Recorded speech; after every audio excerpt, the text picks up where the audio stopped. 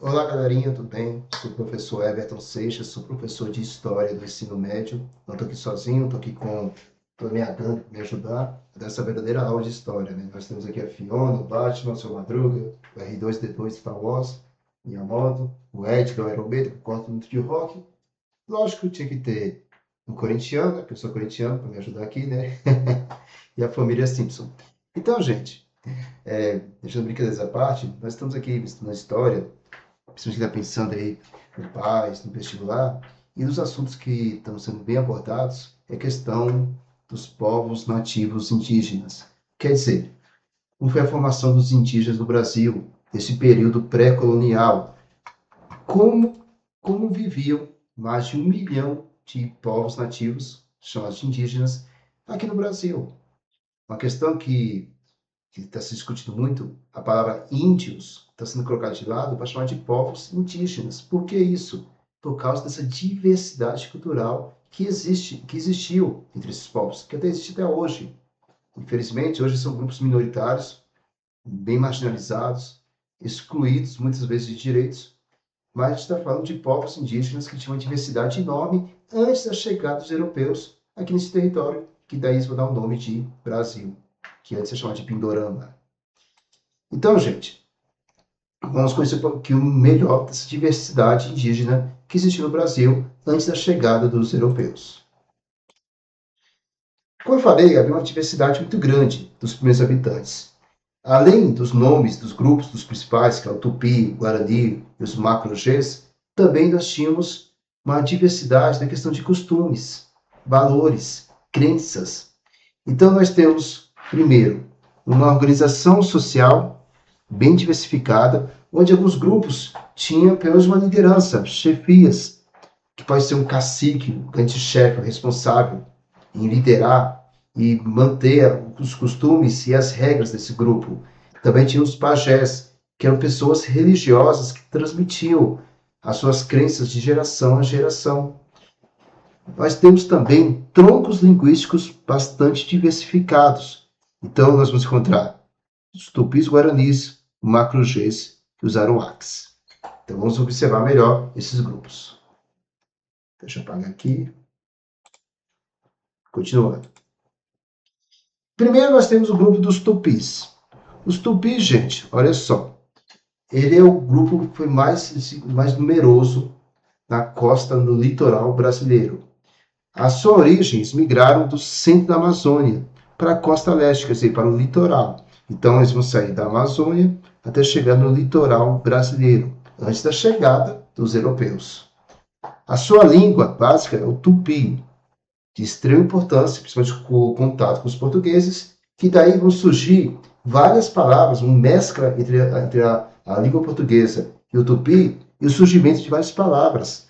E também, principalmente no nome do nosso mapa. Vários estados, rios, regiões, cidades ainda mantêm nomes típicos tupis, como Tietê, Ipiranga, Paraná, etc.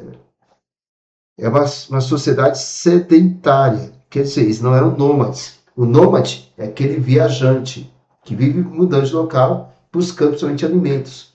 Eles eram sedentários porque já dominavam a agricultura, principalmente de mandiocas, milho e feijão.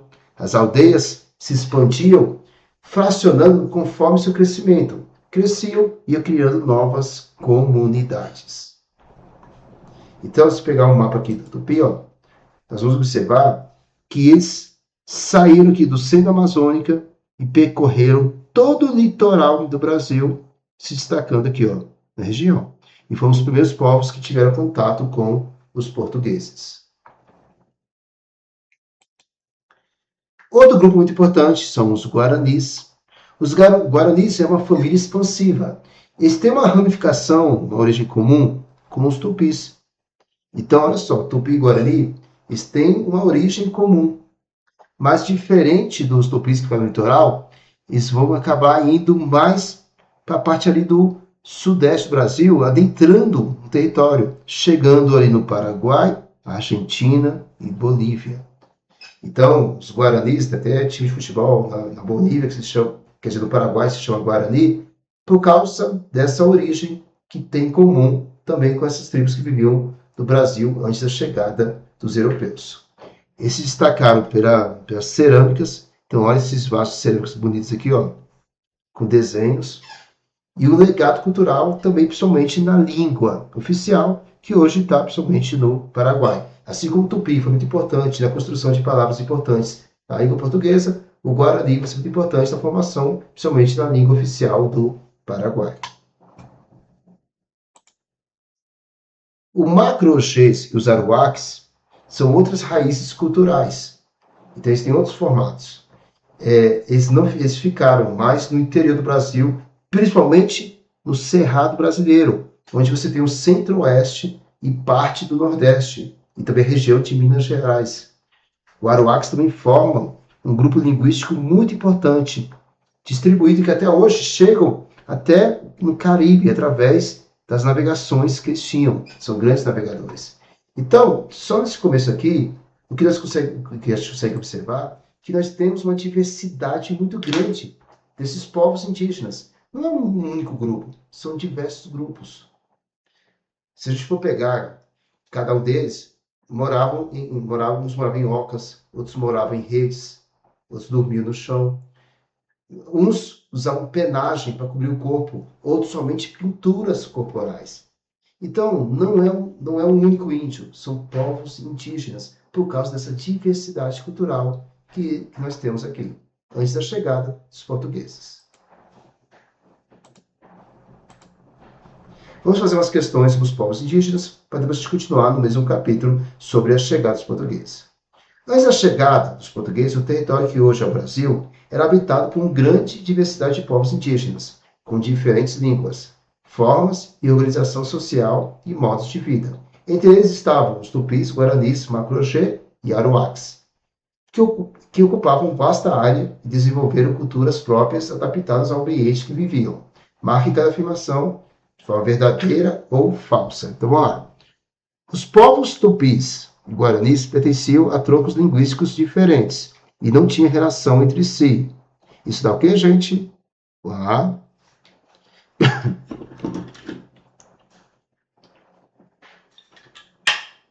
Isso dá o quê, gente? Falso. Por quê? Porque eles têm uma pequena relação, têm uma origem comum. Eles pertenciam ao mesmo tronco linguístico, apesar que vão se ramificar depois. Mas tinha sim uma relação em comum, que é a sua língua materna, a origem comum. Então isso está falsa.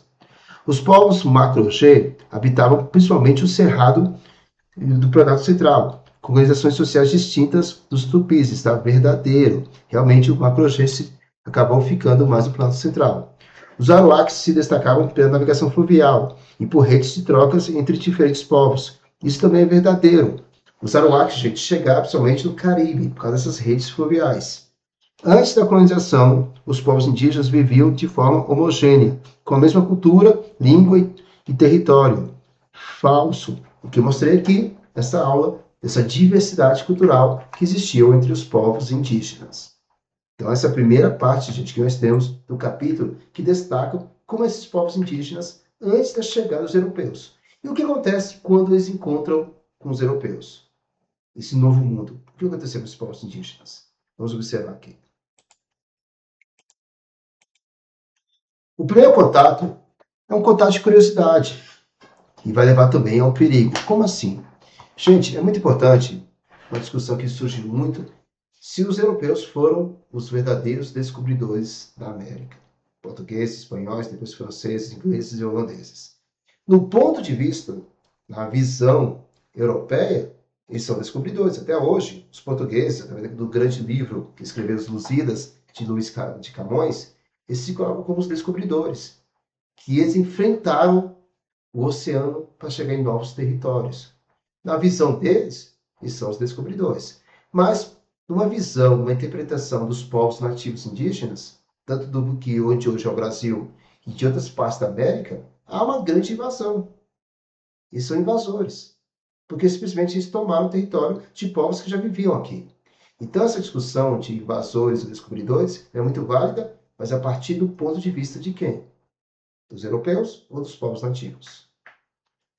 E esse contato, gente, a princípio, foi de curiosidade, de troca de coisas.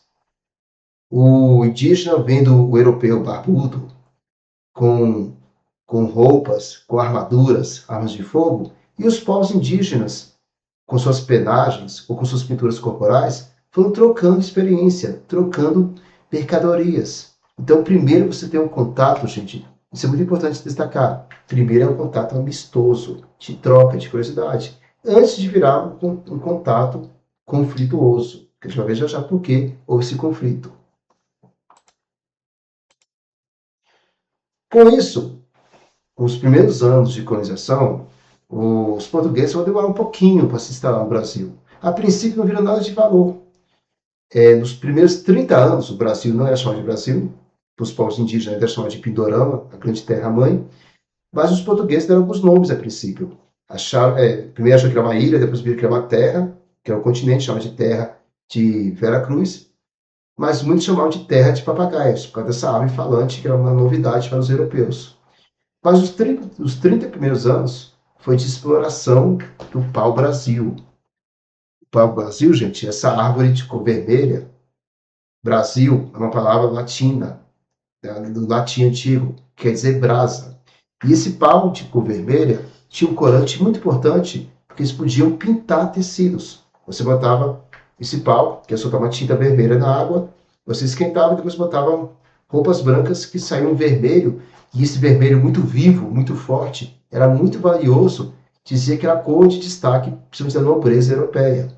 Então, os povos indígenas, principalmente do litoral, os tupis, cortavam esse pau-brasil e através de uma relação chamada de escambo, que é uma troca de trabalho por objetos que os europeus consideravam supérfluos. Então, os europeus, no caso os portugueses, davam anzóis, talheres, facas e machados de ferro, que pregos que para os povos indígenas eram de extrema importância naquele momento, de grande valor, porque eles estavam conhecendo o primeiro contato. E isso teve uma relação de escambo, uma troca de mercadorias. E o que acontece? Os portugueses perceberam que com o tempo, nas duas primeiras décadas, esse pau-brasil ficou muito valioso na Europa, levando simplesmente franceses e holandeses a começar a invadir o Brasil para roubar esse pau-brasil. Com isso, os portugueses tiveram a necessidade de criar feitorias. As feitorias eram instalações para simplesmente vigiar e proteger o território brasileiro de invasões de holandeses e franceses. Então, as feitorias foram as primeiras instalações de madeira que tinham duplo sentido: guardar o pau-brasil e também vigiar o território de invasões de holandeses e franceses. Mas o que acontece? Esse encontro mundo, que começa em 1500, vai levar principalmente franceses a se instalar no Brasil até 1555, onde houve uma necessidade de expulsar esses franceses do Brasil. Esses franceses, eles acabam chegando em duas partes do Brasil, São Luís do Maranhão e principalmente onde hoje é o Rio de Janeiro. Os franceses chegaram, se uniram a uma tribo de tupis, chamada de Tupinambás, e com isso os portugueses se uniram aos goitacás e começaram uma guerra de expulsão. E os portugueses foram bem-sucedidos, venceram e expulsaram os franceses do Brasil. Mas depois da expulsão dos franceses, houve agora uma resistência indígena em relação aos portugueses no Brasil. Os indígenas perceberam, depois de uns anos, que os portugueses estavam explorando o território, tentando encontrar qualquer tipo de riqueza e levar para a Europa, para Portugal. E fora que o escampo, com o tempo, foi perdendo valor, e os portugueses começaram a tentar escravizar os índios, obrigando eles a trabalhar para os portugueses, para arrancar o pau-brasil. Isso levou a uma resistência, uma luta dos indígenas contra a exploração portuguesa, contra a invasão portuguesa. Mas através da arma de fogo, dos canhões, da espada e também de um inimigo invisível, que os vírus e bactérias, acabaram levando à morte de vários povos indígenas, que acabaram recuando e fugindo para o interior. E assim os portugueses se instalaram e muitos acabaram se mesclando, vivendo com nativos indígenas, formando a nossa sociedade. Mas o que acontece? Como o Brasil era muito grande para os portugueses, para você ter uma ideia, Portugal, gente, é do tamanho, mais ou menos, de Pernambuco. Então, os portugueses se depararam com um território muito grande, gigantesco para colonizar. E precisaram, de alguma forma, criar um sistema para ajudar o povoamento e a colonização. E eles criaram, assim, o chamado capitanias hereditárias.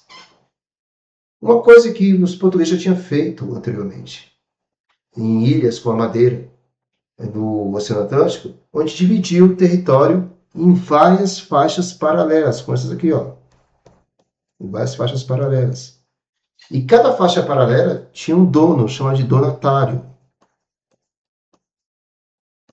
Esse donatário, gente, é um nobre rico português que tem o objetivo de povoar e explorar o território brasileiro. Então, ele tem um duplo objetivo, povoar e explorar o território brasileiro. E assim foram criadas 15 capitanias hereditárias: Maranhão, Ceará, Rio Grande, Itamaracá, Pernambuco, Baía de Todos Santos, Ilhéus, Porto Seguro, Espírito Santo, São Tomé, São Vicente, Santa Amaro, São Vicente e Santana. Ué, professor, você falou Maranhão e São Vicente duas vezes? Sim, haviam dois Maranhão 1 e 2, e São Vicente 1 e 2. E assim criaram essas 15 faixas paralelas com o objetivo de povoar e explorar o território. Só que os 20 anos que correram essa divisão de capitanias hereditárias, a gente vai perceber que não deu certo. Somente Pernambuco e São Vicente, onde vai virar São Paulo futuramente, que acabou tendo um certo povoamento. São Vicente, principalmente por causa dos jesuítas, que veio catequizar os povos nativos, indígenas. Por quê? Porque os portugueses não tinham interesse em vir ao Brasil. Eles não viam nada de valor. Muitos portugueses não queriam vir para cá de jeito nenhum. Eu vou sair da minha comodidade, aqui de Portugal, dessa metrópole, e vou para uma terra selvagem que não tem nada. Então eles não se sentiram atraídos. E assim, o sistema de capitanias hereditárias não deu certo, acabou sendo um fracasso total. Mesmo com o estímulo do rei e dos donatários, para criar um sistema de sesmarias, quer dizer, ceder terras. Opa, deixa eu voltar aqui. Sesmarias. Ceder terras para pessoas que não tinham terras em Portugal. Alguns vieram para cá, mas muito desanimados. Eles não viam valor no Brasil. E falaram, não quero vir para cá, eu não quero largar minha metrópole para poder morar aqui no Brasil. E acabaram trazendo, muitas vezes, degredados ou exilados. Os degredados eram pessoas criminosas que tinham sido sentenciados em Portugal e seriam condenados a viver no Brasil, para povoar o Brasil, conviver com indígenas, formar família e tentar de alguma forma povoar, para poder manter o Brasil nas mãos dos portugueses e não deixar eles serem roubados entre franceses e holandeses que estavam tentando também encontrar alguma coisa de valor e explorar esse território. Então, gente, nessa primeira parte do Brasil Colônia, o legado indígena, a gente vê um fracasso em tentar, de alguma forma, fazer as capitanias hereditárias e a resistência dos povos indígenas que não aceitaram a exploração portuguesa do Brasil. Vamos fazer duas questões aqui de verdadeiro e falso sobre esse assunto. O segue na tela. Então, vamos lá. Questões. O pau-brasil. Nos primeiros anos da colonização, a exploração do pau-brasil foi uma das principais atividades econômicas da coroa portuguesa no território brasileiro, marcado pela extração de madeira e pela intensa participação indígena.